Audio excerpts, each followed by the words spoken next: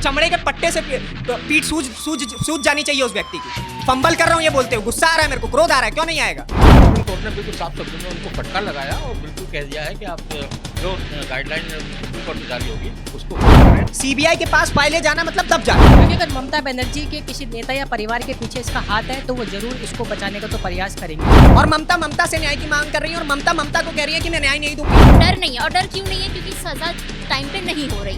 आपको पता है अगर यही रेपिस्ट अगर कोई मुसलमान होता तो अब तक पूरा समाज खड़ा हो गया होता।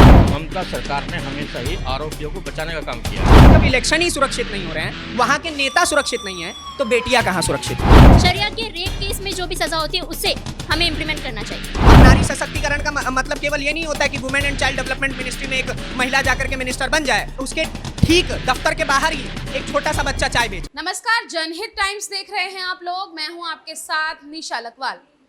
कोलकाता रेप मर्डर केस में एक के बाद एक नई चीज़ें जो है वो निकलकर सामने आ रही हैं। सुप्रीम कोर्ट भी इस पर सुनवाई कर रहा है, लेकिन नतीजे क्या कुछ निकलकर सामने आ रहे हैं, ममता बनर्जी सरकार की तरफ से क्या कुछ निकलकर सामने आ रहा है, वो क्या पहलू अपने रख रही हैं, या केंद्र सरकार को किस तरीके से उनके सामने दलीलें रखी जा रही हैं और केंद्र सरकार अपना किस तरीके का हस्तक्षेप इस मामले में डालता हुआ नजर आ रहा है। हमारे तमाम सहयोगी हमारे साथ मौजूद हैं। और सिर्फ इतना ही नहीं, कोलकाता का ये जो मामला सामने आया है, इसके बाद और भी अभी फहरिस्त जो है वो बढ़ती ही जा रही है ऐसे रेप केसेस की। लेकिन क्या होना चाहिए और क्या हो रहा है, ये एक बड़ा सवाल है। हमारे सहयोगी हमारे साथ जुड़ते हैं। सर, आपसे बात करते हैं। सुप्रीम कोर्ट सुनवाई कर रहा है, ममता बनर्जी की दलीलों को सुना नहीं गया है, केंद्र सरकार से जो है वो अपील की जा रही है, आप कैसे देख रहे हैं? देखिए निशा, जब ये केस हुआ उसके बाद में निरंतर पूरे देश में एक के बाद एक धरना प्रदर्शन हुए, डॉक्टर स्ट्राइक पर गए, और इन सब चीज़ों को देखते हुए सुप्रीम कोर्ट ने स्वयं संज्ञान लेकर के इस मामले को सुनवाई किया। अब जब सुप्रीम कोर्ट ने सुनवाई किया तो अब सेंट्रल गवर्नमेंट भी और ये बंगाल गवर्नमेंट भी, ममता बनर्जी की सरकार भी अपने बचाव में ही नज़र आ रही है। केवल और केवल वो केस पर बात नहीं कर रहे हैं, वो जो सामने तथ्य रख रहे हैं वो केवल वो तथ्य हैं जिनसे उनको राजनीतिक नुकसान ना हो। तो सुप्रीम कोर्ट ने बिल्कुल साफ शब्दों में उनको फटकार लगाया और बिल्कुल कह दिया है कि आप जो गाइडलाइन सुप्रीम कोर्ट से जारी होगी उसको फॉलो करें और सुरक्षा के तमाम इंतजाम कॉलेजेस में किए जाएं ताकि आगे ये घटना ना हो। सर, इस केस में अगर देखा जाए तो शुरू से लेके अब तक ममता बनर्जी जिम्मेदारी लेती हुई नहीं नजर आ रही हैं। और पहले की अगर शुरुआत में जब ये मामला बिल्कुल सामने ही आया था तब ये भी देखा जा रहा था कि सबूतों को छुपाया जा रहा है और जिसने ये किया है उसको बचाने की कोशिश की जा रही है। हॉस्पिटल्स को जो है हॉस्पिटल की नाकामी सामने ना आए उसको छुपाने की कोशिश की जा रही थी। ऐसी तमाम चीज़ें वहाँ पे की जा रही थी और अब भी यही सब चल रहा है, लीपापोती चल रही है, लेकिन सख्त कार्यवाही नहीं हो रही है। ममता बनर्जी के खिलाफ इस तरह के जो आरोप हैं ये पहली बार नहीं लगे हैं, वो हमेशा उसके खिलाफ लगते रहे हैं। संदेश खाली का मैटर हो, शारदा घोटाला हो, या और तमाम ऐसे मामले हैं जिनमें ममता सरकार ने हमेशा ही आरोपियों को बचाने का काम किया है।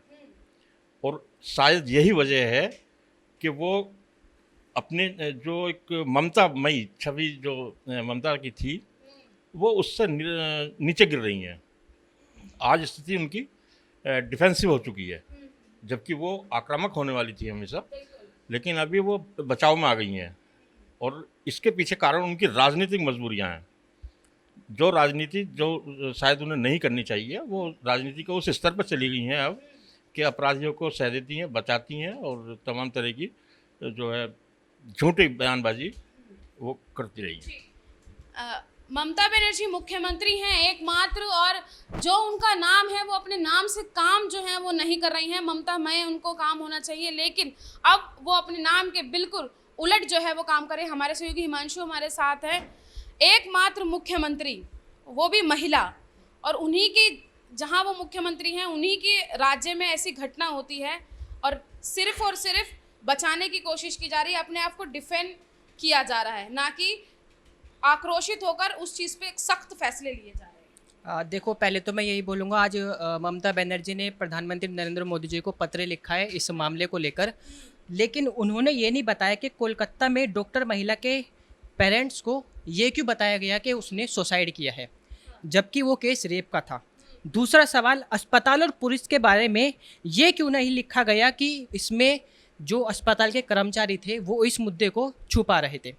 और तीसरा सवाल ये कि पुलिस ने एफआईआर करने में देरी क्यों की। और चौथा सवाल ये आता है कि सुप्रीम कोर्ट के जज ने भी मान लिया कि मैंने ऐसा 30 साल के अपने करियर में कभी नहीं देखा। आरोपी को बचाना मुख्यमंत्री ममता बनर्जी की पुरानी रीति रिवाज रहा है। ये हमने संदेश खाली से भी देखा था कि किस तरह से वो अपने नेता को बचाते नजर आई थी। हाँ, तो ये मतलब ऐसा क्यों कर रही हैं वो? क्योंकि वो खुद महिला हैं। क्या वो नहीं समझ रही हैं महिलाओं का दर्द, या फिर या फिर उनको कुछ ऐसा फायदा हो रहा है जिससे वो इन लोगों को बचा रही हैं? अब या इनका कोई पुराना साथी है वो जिसने ये काम किया है? बिल्कुल ऐसा हो सकता है, पर ये जांच के बाद ही पता लगेगा कि जो संजय रॉय आरोपी है वो पूछताछ के बाद क्या कुछ बोलता है कि कहीं इसमें ममता बनर्जी के किसी नेता को हाथ तो नहीं, उनके परिवार का कोई सदस्य तो इसमें शामिल नहीं। ये तो जांच के बाद ही पता लगेगा। पुलिस अपनी पूरी कोशिश कर रही है उसे उगलवाने की, लेकिन वो उसके चेहरे पर एक शिकन या कहें कि डर कहीं से दिखाई नहीं दे रहा है। पुलिस की कोशिश तो पूरी तरह से धरी की धरी रह गई। अब इसमें सीबीआई जांच कर रही है। अब सीबीआई के लिए भी ये मुश्किल है कि क्योंकि ममता बनर्जी ने ये कहा है ना कि जो भी तुम जांच करोगे वो मुझे बताओगे। अब दूसरा ये कि पुलिस ने जो अब तक जांच की है क्या वो सही तरह से उन फाइलों को सीबीआई को देगी, ये भी एक सवाल है। क्योंकि अगर ममता बनर्जी के किसी नेता या परिवार के पीछे इसका हाथ है तो वो ज़रूर इसको बचाने का तो प्रयास करेंगी, और बाकी देखते हैं जांच में क्या होता है। ठीक है, हमारी सहयोगी है, हम उनसे आप नीतीश हम आपके पास आएंगे, लेकिन पहले हमारी सहयोगी हैं, वो महिला हैं, क्योंकि मैं काफ़ी समय से वेट कर रही थी कि महिला की राय लेना इसमें बहुत ज़रूरी है।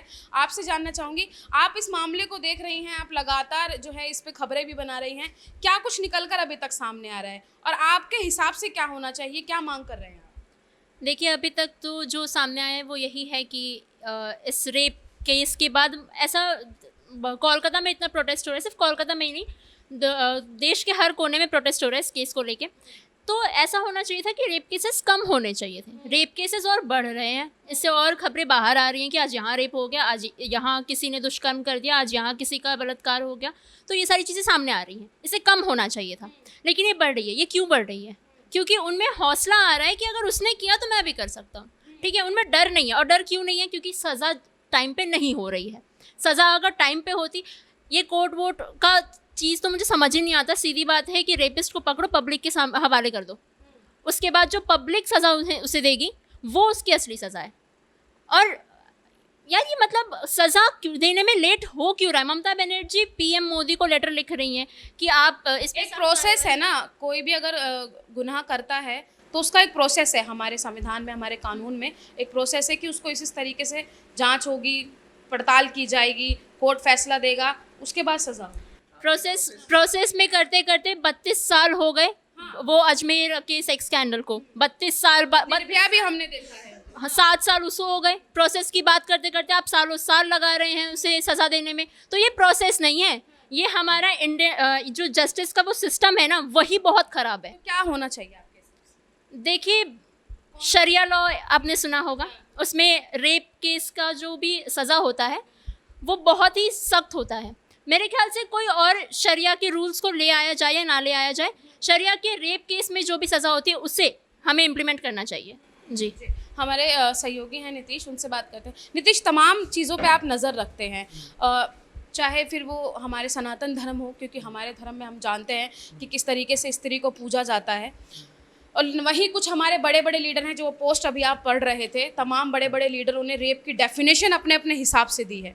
आप कैसे देखते? देखिए, सबसे पहले तो आपने जिस प्रोसेस की बात की उस प्रोसेस के तहत तो हाथ जोड़ के रिक्वेस्ट है, भारतवर्ष के एक ऐसे स्टेट की सबसे नीच और बेकार मुख्यमंत्री को कि भैया अपने पद से इस्तीफा दे दो। अब आप कहेंगे कि you are a journalist and you are talking like this, तो she is also chief minister and she is doing like this same behaviour. देखो, मैं शीशा आदमी हूँ, अगर ममता बनर्जी अपने नीचता के स्तर पे उतर सकती हैं तो नीतीश ठाकुर के लिए कोई बड़ी बात नहीं है। ठीक है, ममता बनर्जी की सोच आप देखेंगे किस हद तक है।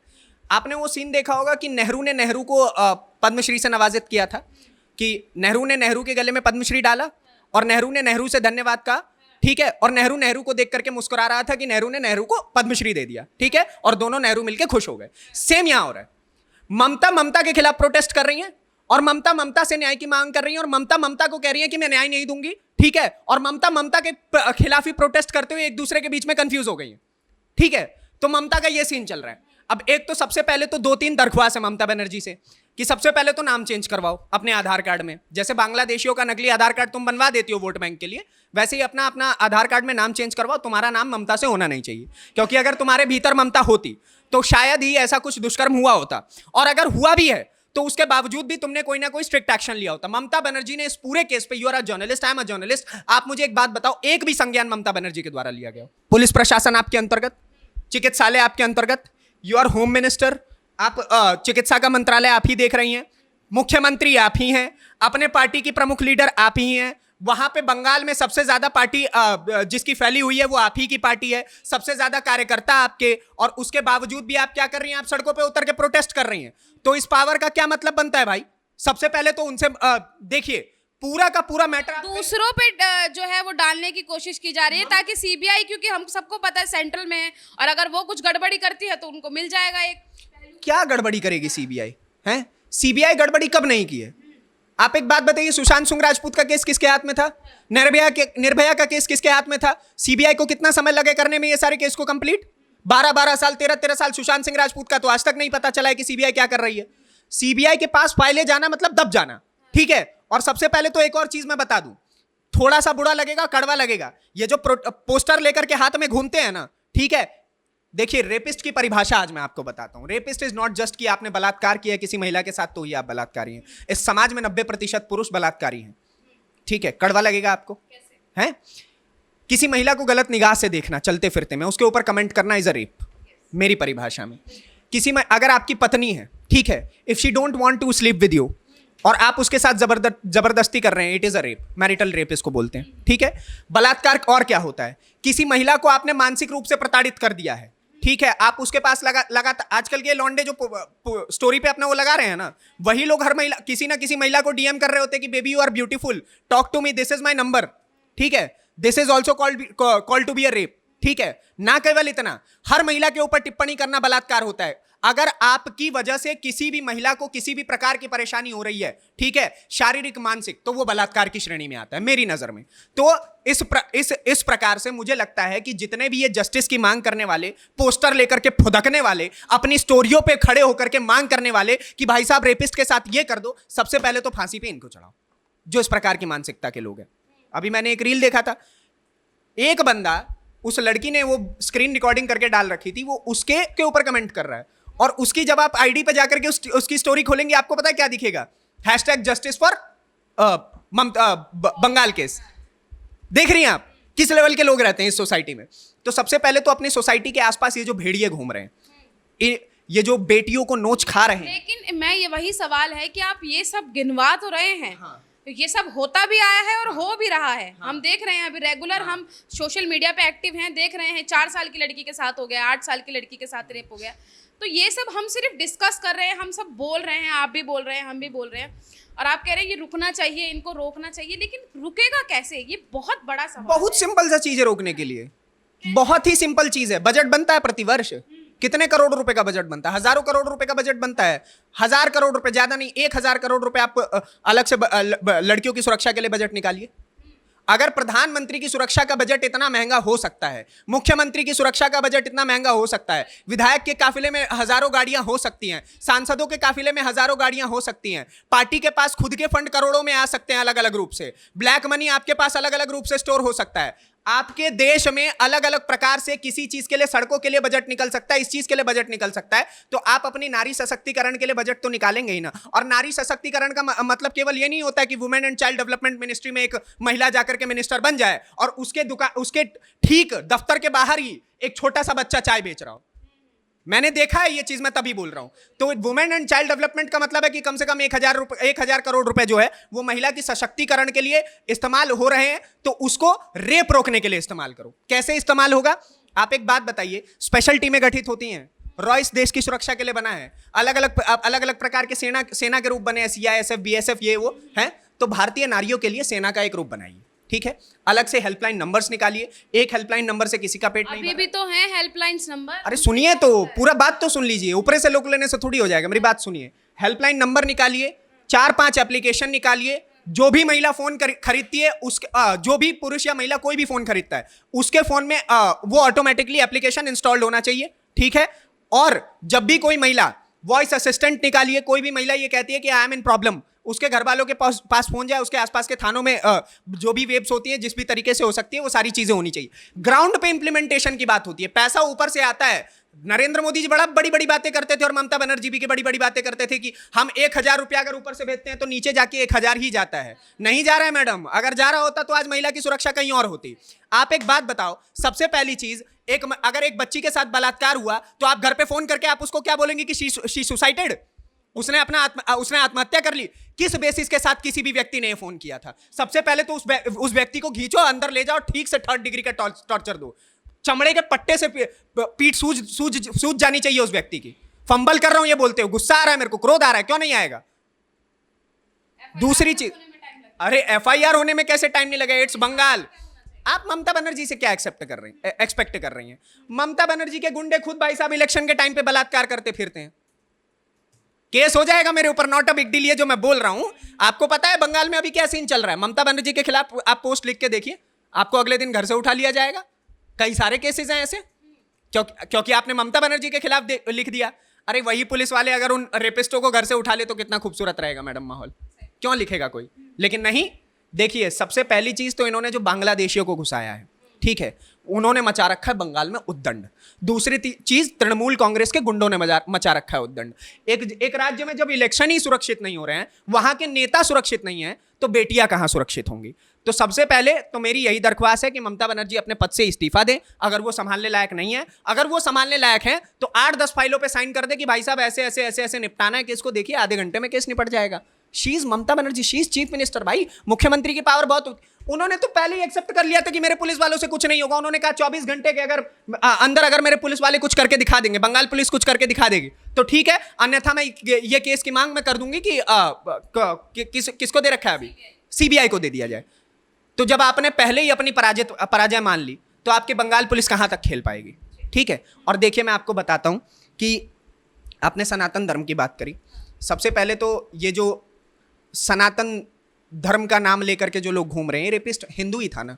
तो सबसे पहली चीज तो भाई साहब, हाँ अरे क्या ही बोलूं, क्यों? देखिए, मैं आप शब्दों का प्रयोग नहीं करना चाहता हूं। देखिए, मैं आपको बताता हूं, तिलक लगाने से कोई हिंदू नहीं हो जाता है। हिंदू होने के लिए अपने घर की महिला का जो है आपको सम्मान करना होता है। 4 शादियां कर रखी थी इसने, 3 बीवियों को टॉर्चर कर रखा था, ठीक है। इसकी बीवियों को ये प्रेगनेंसी के टाइम पे मारता था। ये हिंदू है? ये हिंदू नहीं है। और सबसे पहले तो इन हिंदू ऐसे दरख्वास्त है जो तिलक लगा करके इंस्टाग्राम स्टोरीज लगाते हैं कि हमें बांग्लादेशी हिंदूज के ऊपर न्याय चाहिए। भाई साहब, पहले बंगाल में जो हुआ उसके ऊपर क्यों नहीं बोल रहे हो? Because he was a Hindu. आपको पता है, अगर यही रेपिस्ट अगर कोई मुसलमान होता तो अब तक पूरा समाज खड़ा हो गया होता। कड़वी हकीकत बता रहा हूं। Even though I am Hindu influencer, everyone knows that.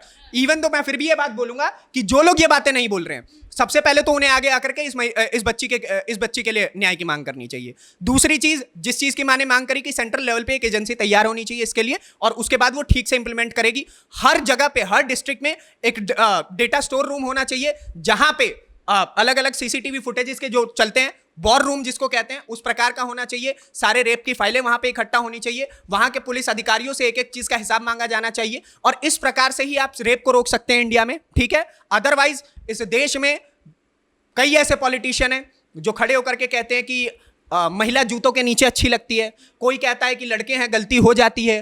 कोई खड़े होकर के कहता है कि छोटे वस्त्र पहन रखे थे इसलिए बलात्कार हो जाता है। नेताओं के बयान बता रहा हूं, ये जो बोर्ड लेकर के घूमते हैं ना सड़कों पे, उन्हीं के बयान में बता रहा हूं। और भगवान ना करे मैडम, भगवान ना करे कल को अगर इनके साथ कुछ हो गया, इनको पता चल जाएगा तब। और ममता बनर्जी, आपसे तो एक ही चीज की दरख्वास्त है, नाम बदलवाइए। आप लायक नहीं है उस नाम के। ममता बहुत अच्छा नाम होता है, माँ की ममता, ठीक है। माँ तो आप बन नहीं पाई और बन भी नहीं पाएंगी अगर ऐसा रवैया रहा तो। अब क्या ही बनेंगी। खैर, दूसरी चीज कि अपने पद से इस्तीफा। तीसरी चीज, अगर पद से इस्तीफा नहीं तो 1 दिन के 24 घंटे के अंदर कोई स्पेशल एक्शन, घर तोड़ो, उस आदमी को तोड़ो, कुछ भी तोड़ो, लेकिन टूटना चाहिए, ठीक है। चौथी चीज कि आपने उस जो भी उस कॉलेज का प्रिंसिपल था, आरजीकर कॉलेज का, उसको आपने उठा करके कहीं और बिठा दिया ताकि वो डिफेंसिव पोजीशन में आ जाए। वहां पे आपने दूसरी महिला ला करके रख दी। वो कह रही है कि मैं इस केस से रिलेटेड कुछ नहीं बोलूंगी, और वो जाकर के कह रहा है कि भाई साहब अब मैं इस केस से रिलेटेड क्या बोलूं, मैं तो अब स्कूल का प्रिंसिपल ही नहीं हूं। भाई साहब, पॉलिटिक्स लेवल देखिए ना। और ममता बनर्जी खड़े होकर के प्रोटेस्ट कर रही हैं। दोगली है ममता, दोगली, नीच मुख्यमंत्री हैं वो, ठीक है। और ये सारी बातें बोल रहा हूं, मेरे ऊपर से एक्शन हो जाएगा कि तुमने ऐसा क्यों बोला, लेकिन हकीकत है। चलिए अंत में बताइए क्या अंत में यही होना चाहिए कि ममता बनर्जी को ना ठीक से न्याय की परिभाषा बता दो, और न्याय की परिभाषा यही होती है कि जिसने भी ऐसा किया है उसको ठीक तरीके से जो तड़पती हुई मौत हो वो मिल जाए, बहुत बेहतर रहेगा। और चौराहे पे मिले तो ज़्यादा बेहतर है। हालांकि कानून इस चीज़ की वो नहीं करता है, मैं भी नहीं बोलूँगा, बट जो होगा अच्छा होगा, ठीक है। और हाँ, लेट से जस्टिस मिलना भी जस्टिस ना मिलने के बराबर होता है। फास्ट ट्रैक कोर्ट में इसका चलना चाहिए सारा मामला, जितना जल्दी हो सके। बाकी तो हुई है वही सो जो राम रची रखा। बहुत बहुत धन्यवाद हमारे सभी सहयोगियों का। हमारे देश में एकमात्र मुख्यमंत्री हैं ममता बनर्जी, तो हम सबको इस चीज़ का गर्व करना चाहिए था, ये सोचकर कि एकमात्र मुख्यमंत्री हैं महिला। उनके राज्य में ऐसी व्यवस्था होनी चाहिए थी महिलाओं को लेकर कि कहें लोग कि भाई महिला है और सुरक्षित महिलाओं को रखा हुआ है, लेकिन इसके बिल्कुल उल्टा जो है वो देखा जा रहा है। हमारे सहयोगियों में बहुत ही गुस्सा है, रोष है इस चीज़ को लेकर, और अब सीधे तौर पर ममता बनर्जी पर निशाना साधा गया है कि उनको अपने जो पद है उससे इस्तीफा देना चाहिए। और सरकार को भी सजेस्ट किया है कि तमाम हज़ारों करोड़ों का बजट बनाया जाता है, तो महिलाओं के लिए क्यों नहीं बजट बनाया जा रहा है, उनकी सुरक्षा के लिए बजट क्यों नहीं बनाया जा रहा है। बहुत बड़े सवाल हमारे सहयोगियों ने खड़े किए हैं, लेकिन ये सवाल सिर्फ सवाल ही बनकर रह जाते हैं या फिर इनका जवाब भी मिलता है, ये देखने का विषय रहेगा। आप क्या सोचते हैं, अपनी राय कमेंट बॉक्स में ज़रूर बताइएगा। कैमरा पर्सन सौरभ राठौर के साथ मैं निशा लखवाल, जनहित टाइम्स, नोएडा।